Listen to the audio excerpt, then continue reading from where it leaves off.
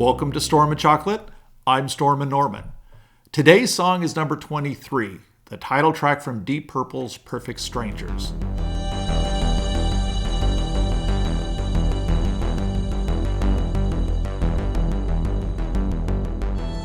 Deep Purple originally formed over 55 years ago in 1968. However, they have not consisted of the same members throughout their history. I think they are tied with Fleetwood Mac for the Guinness Book of Records for most band membership changes over time. Lol. Wikipedia has divided these organizations according to a version number, like Linkin Mark IV or Linkin Mark II. So we get Deep Purple Mark I through Mark IX so far. Personally, I like to group them into the early days where they had initial hits like Hush and Kentucky Woman, then the middle days before the break with hits like Highway Star and Smoke on the Water, and the later days after the break where we start with Knocking at Your Back Door and today's song, Perfect Strangers. Deep Purple is categorized as heavy metal, and along with Led Zeppelin and Black Sabbath, are known as the unholy trinity of British hard rock in Joel McIver's biography of Black Sabbath. I agree with both descriptions, and as I was listening to today's song, I was reminded just how heavy they can be.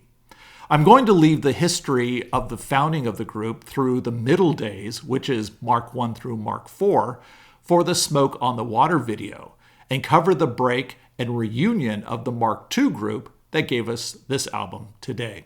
Mark II consisted of Ian Gillan on lead vocals, Roger Glover on bass, John Lord on keyboards, Richie Blackmore on guitar, and Ian Pace, the only consistent member of the band, on drums.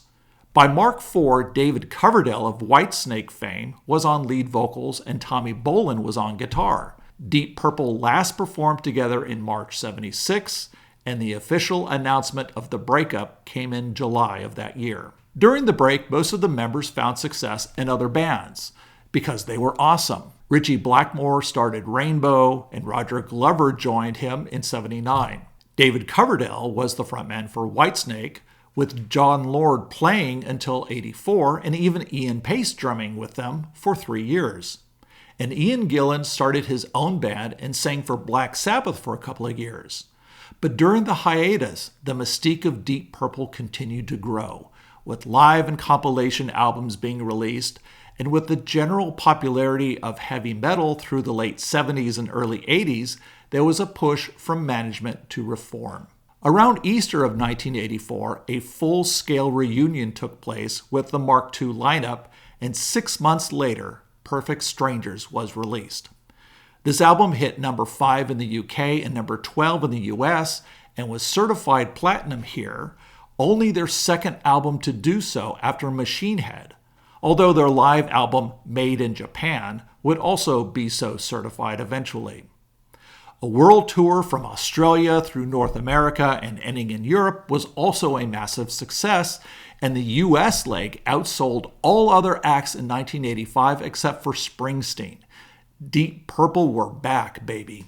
Perfect Strangers was the lead single in the UK, but not released as such in the US. The second UK single was Knocking on Your Back Door, and after it received lots of airplay here, it also came out as a single. Neither burned up the charts, but certainly helped generate album sales. There are music videos for both, but they don't really add to the songs like Kate Bush's Love and Anger or Brian Ferry's Slave to Love do. The video for Perfect Strangers is basically a documentary of the band's reunion, showing up at some estate in rural England, catching up and rehearsing songs. Notably, this song. So, what about the song? The lyrics have an AA-BAB structure with the choruses the same. Most of the song is heavy and ponderous, similar to Zeppelin's When the Levee Breaks, but less bluesy and more metal. And the overall gist of the lyrics, to me, is a caution from a wizard, a man of mystery and power, warning the listener to not get too close, to not become friendly, and it's in your best interest to remain strangers. In fact, perfect strangers. There's a couple of interesting things about the music, though. The interverse periods sound like they changed time signatures from 4/4 to something else, like 3/4 or 5/4, but are effectively still 4/4. But first and foremost, what makes the song for me is the starting organ. John Lord's screamin' Hammond comes in like an annunciation from heaven, with a pause halfway through, and this opening lasts a full 20 seconds. And then we get all the guitars and drums once.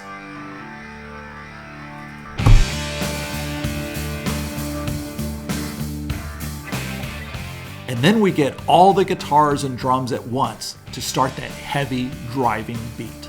And then 2 bars later, Ian Gillan, one of heavy metal's great voices, comes in and introduces himself. Can you remember my name as I flow through your life? Indeed, a man of mystery. Someone I should know, or someone behind the curtain? The second verse continues in the same vein, cataloging his feats and connections. I am returning the echo of a point in time, and distant faces shine. 1,000 warriors I have known. And in the chorus, we get the warning, his admonition to keep your distance. If you hear me talking on the wind, you got to understand that we must remain perfect strangers. The third verse is full of magic, big world-changing magic. So awesome and frightening it brings tears to your eyes. Then we get the warning chorus again, and the song ends with the deceptive time signatures with an ethereal synth played over the top. And even though that wonderful Hammond we got at the beginning doesn't really make a return, it sets the tone and haunts the rest of the song.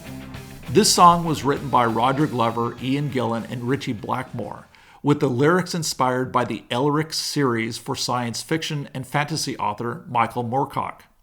This isn't Deep Purple's first brush with Elric, as their album Stormbringer was named after Elric's sword. Moorcock has authored over 20 works on Elric and has even written lyrics for Blue Oyster Cult.